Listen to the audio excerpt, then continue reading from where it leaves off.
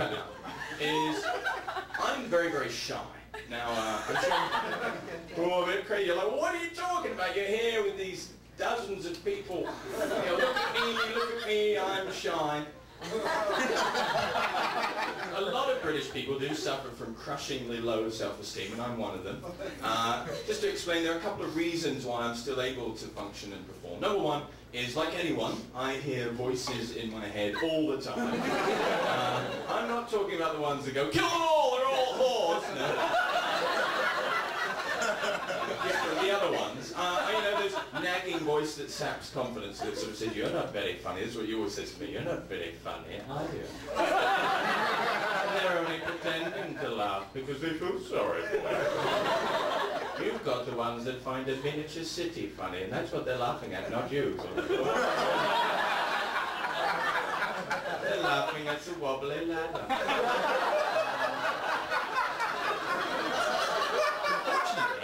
So lacking in confidence that behind that voice is another one that says, you're not a very good nagging voice.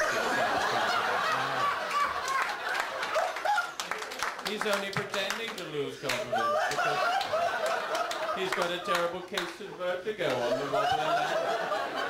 And as a result, the two voices sort of cancel each other out. And most of the time, all I hear is a quiet sobbing.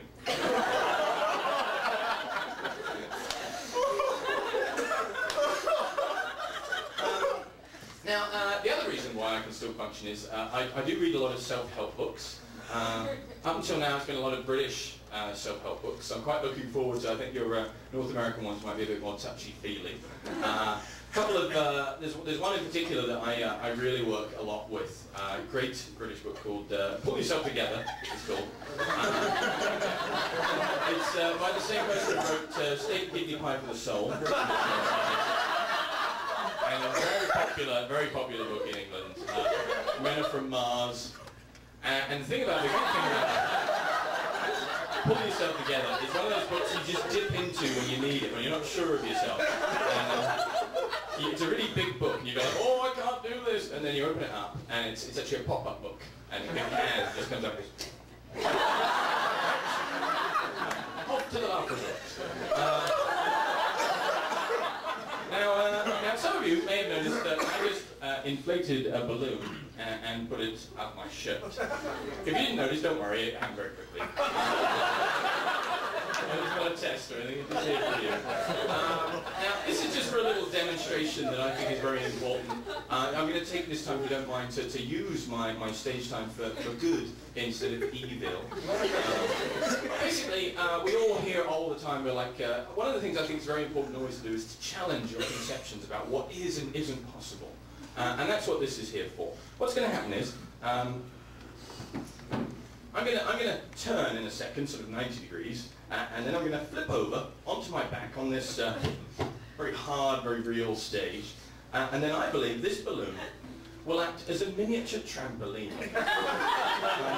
Initially compressing into a disc-like shape, a thin layer of air and rubber all over my back, and then reverting to its original near spherical shape, pushing me back up onto my feet here, whereupon I think all of you will be thinking very differently about me to how you are now.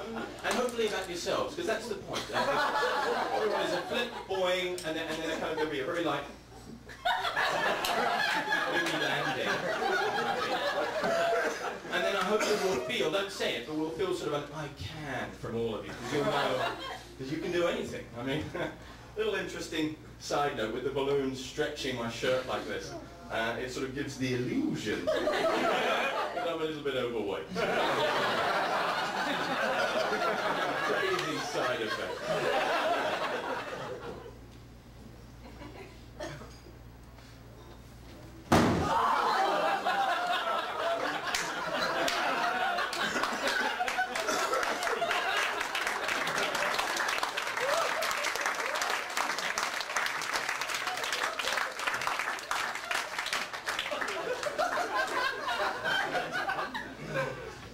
So one of the first Canadians I met